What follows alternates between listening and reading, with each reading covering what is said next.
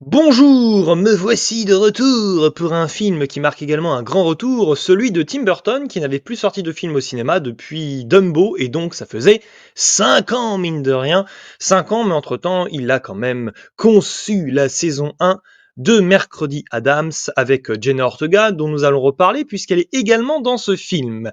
Beetlejuice, soit Beetlejuice 2 qui sort 36 ans après le premier opus, Beetlejuice 1, qui marquait à l'époque le début un petit peu à la réalisation de Tim Burton. C'était seulement son deuxième long métrage. Un métrage qui m'avait plu, que je n'ai vu qu'une fois, cela dit, mais qui est vraiment très amusant, on rigole, c'est très divertissant, avec Michael Keaton, l'un de ses acteurs fétiches, qui joue donc le démon complètement timbré, qui veut épouser Winona Ryder, également une actrice fétiche de Tim Burton, Winona Ryder, qui jouait d'ailleurs Lydia Dietz, qui était donc une petite fille dans une famille qui débarquait dans une maison hantée.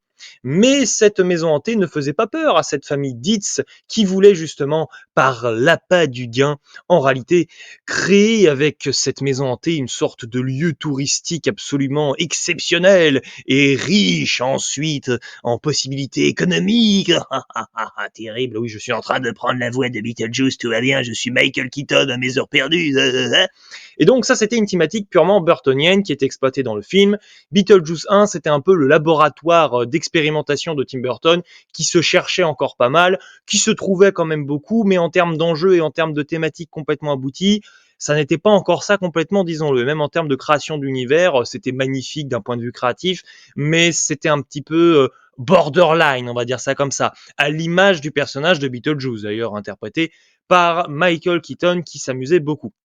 C'était un film très récréatif. Et qu'en est-il de cette suite, qui sort donc bien longtemps après, avec ce regard de Tim Burton porté sur sa propre filmographie, sur lequel nous allons revenir parce que c'est vraiment un point de vue thématique qui est extrêmement intéressant, c'est-à-dire que Tim Burton part visiblement du principe qu'il a perdu son temps chez Disney avec Dumbo, qu'il a perdu son temps en fait avec des grands studios, peut-être même avec La Planète des Singes, peut-être même avec Miss Peregrine, et donc il a provoqué une évolution de personnage, c'est chez le personnage justement de Lydia Dietz, qui est extrêmement intéressant parce que Lydia Dietz était un personnage gothique qui était complètement détaché justement de toutes ses envies de business de sa famille, mais qui là en fait au début du film, et c'est extrêmement surprenant, mais c'est vraiment passionnant, est quand même un petit peu rentré dans un certain conformisme, et ça c'est super intéressant, et ça c'est un point qui va intéresser Tim Burton, tout comme d'ailleurs le personnage de Monica Bellucci, qui représente presque en fait, d'un point de vue, je dirais, d'autocritique, le retour de Tim Burton, c'est-à-dire un personnage un peu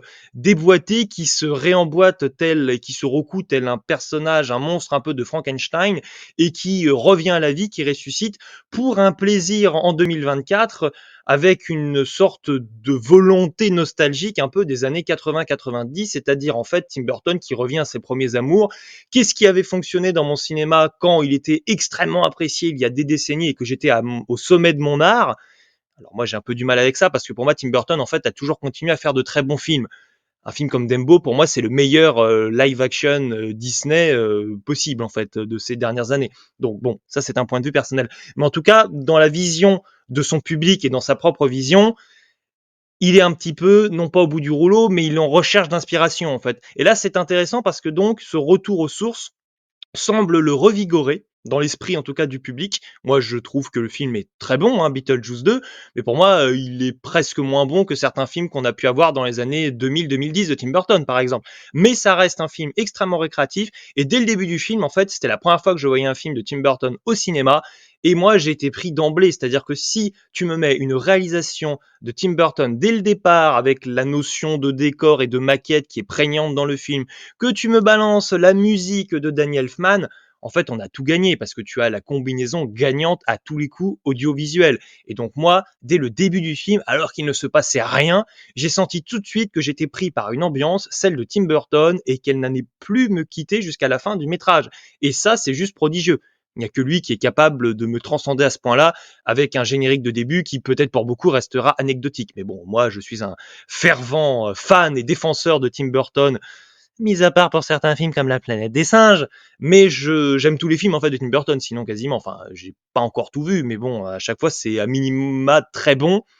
même si du coup des films très bons de Tim Burton peuvent aussi être mineurs, ce qui pour moi donc est le cas de ce Beetlejuice, ce qui est paradoxal, hein. C'est-à-dire que c'est un vrai moment agréable, mais c'est sûr qu'en termes de scénario, il ne faut pas trop chercher à comprendre. C'est peut-être un peu le même défaut que Beetlejuice 1, c'est-à-dire que c'est tellement récréatif et ça cherche tellement à jouer cette carte-là que d'un point de vue de la cohérence de l'univers, on ne comprend pas tout, mais à la fois vous n'êtes pas dans un délire un peu rébarbatif à la Marvel où tu ne comprends rien au multivers. Là, tu ne comprends pas tout, mais ce n'est pas grave parce que tu ne pars pas forcément avec des volontés, on va dire, d'enjeu de survie des personnages plus que ça, parce que c'est surtout c'est ça, ce côté divertissant qui doit l'emporter.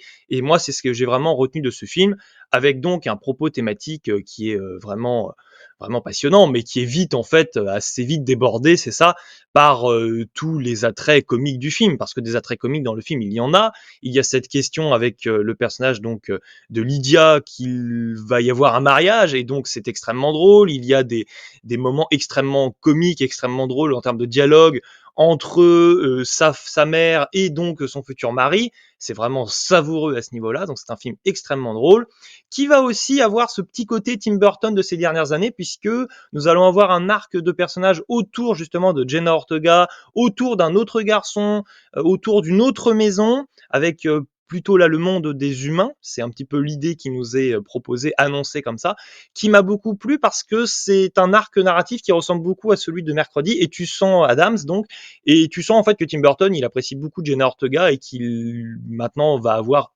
probablement une nouvelle actrice fétiche dans sa filmographie. Et moi, pour moi, il y avait déjà une filiation qui était extrêmement claire dans le film, enfin, non, dans la série Mercredi Adams entre Jenna Ortega et donc Winona Ryder. Et c'est super intelligent de prendre ces deux actrices et de faire de l'une la mère de l'autre et l'autre la fille de l'une. Je vais y arriver. Mère et fille, en gros. Ça, c'est super intelligent parce qu'il y a une filiation artistique assez évidente pour moi dans mon esprit. Et ça, j'avoue que c'était vraiment extrêmement appréciable. Donc c'est sûr que c'est un film extrêmement enthousiasmant. C'est un film qui a su aussi évacuer les acteurs problématiques, c'est-à-dire que nous avions quand même un violeur de mineurs, un agresseur sexuel sur mineurs qui s'appelait, j'ai plus son nom, je vais regarder là, Jeffrey Jones, qui jouait donc Charles Dietz, qui ici est évincé du récit puisqu'il est mort, clairement. Et ses apparitions dans le film sont évidemment régulières, disons-le. Mais ce qui est intelligent, c'est qu'il est là sans être là. C'est-à-dire que le personnage est présent, mais Tim Burton trouve à chaque fois des astuces artistiques pour que son personnage, ici, bien que mort, mais fasse quand même des incursions dans le récit avec des flashbacks, par exemple. Mais pour autant qu'on ne ramène pas l'acteur pour autant. L'acteur qui doit rester dans son coin, c'est-à-dire ne plus revenir dans le monde du cinéma et gagner de l'argent. Il doit être puni. Voilà. Donc ça, c'est très bien. Même si pour le coup, bon, il y a un flashback à un moment en animation qui semble un peu maladroit, qui est un peu mal fichu, mais en fait, c'est à l'image de tout ce film qui ne se veut pas être une sorte de bonbon nostalgique un peu facile, disons. Alors, il y a peut-être un petit peu ce côté-là, mais disons que c'est tellement sincère et il y a tellement d'autodérision par moments sur le fait justement que ce soit nostalgique que je trouve qu'à l'arrivée c'est un film plaisant et ce n'est pas juste en fait un copier-coller de Beetlejuice 1. En fait, il arrive quand même à amener déjà avec de nouveaux personnages, mais à amener quand même une sorte de nouveau souffle également, et ça c'est extrêmement plaisant. C'est-à-dire que si on avait voulu jouer un peu un fanservice hyper facile de chez facile, tu aurais ramené d'autres personnages quand même, qu'on ne retrouve pas ici, et tu ne te serais pas forcément cassé trop la tête à penser à de nouveaux personnages comme celui de Monica Bellucci, qui est un personnage à la fois réussi et un peu raté, c'est-à-dire que d'une certaine manière, tu sens que ça essaie d'être le cœur, un peu l'enjeu dramatique un petit peu du film, mais ça ne prend pas totalement puisque nous restons donc dans un délire complètement jovial, on va dire, avec Michael Keaton qui s'en donne à cœur joie, avec une panoplie d'acteurs et d'actrices d'ailleurs qui sont vraiment excellents, hein, tous autant les uns que les autres, franchement. Ça, c'est un vrai plaisir aussi d'acteurs et d'actrices, c'est que franchement, la direction d'acteurs ici, de casting, est vraiment extrêmement savoureuse, c'est tellement plaisant en fait. Et alors, bien sûr, j'ai envie de parler de Willem Dafoe, qui joue ici une sorte d'agent un peu policier du monde de l'au-delà. Et alors là, c'est très très marrant parce que par moments, il y a des petites bribes comme ça de bouffon vert un petit peu, mais plus globalement, en fait, tu sens complètement la folie du personnage qui est dans un délire comique, mais presque un peu inquiétant. Et c'est à l'image, en fait, de Beetlejuice. C'est-à-dire que pour moi, le personnage de Beetlejuice, Et même globalement, un film réussi, Beetlejuice, ça joue sur cette carte-là que c'est drôle, mais c'est tellement drôle, mais en même temps c'est tellement dérangeant que tu en rigoles un petit peu avec une sorte d'inquiétude comme ça dans les yeux, quoi. Et donc, moi j'ai beaucoup rigolé devant ce film. Bizarrement, dans la salle de cinéma, les gens ne rigolaient pas plus que cela. Mais pour moi, à un moment donné, il faut assumer, quoi. Il faut se marrer un bon coup. Et alors, ce qui est très amusant, c'est que des fois, vraiment, en termes d'enjeu, justement, il y a des personnages, tu t'attends à ce qu'il y ait une confrontation longue avec les héros du film, mais en fait, pas du tout. Ça se résout en 2 secondes, et c'est là que tu te dis justement, c'est récréatif. C'est complètement ça. Donc, je ne vais pas me répéter davantage. Film récréatif très plaisant. Je ne sais pas où il figurera dans mon classement annuel, mais il occupe forcément une place très particulière dans mon cœur, puisque c'est un film de Tim Burton. N'hésitez pas à me dire dans les commentaires ce que vous avez pensé de ce film, et me concernant, il ne me reste plus qu'à vous dire ciao. Je serai ravi de discuter avec vous dans les commentaires, et à la prochaine. Coucou, coucou, coucou, coucou. Et je le fais en version Beetlejuice. Hey, coucou.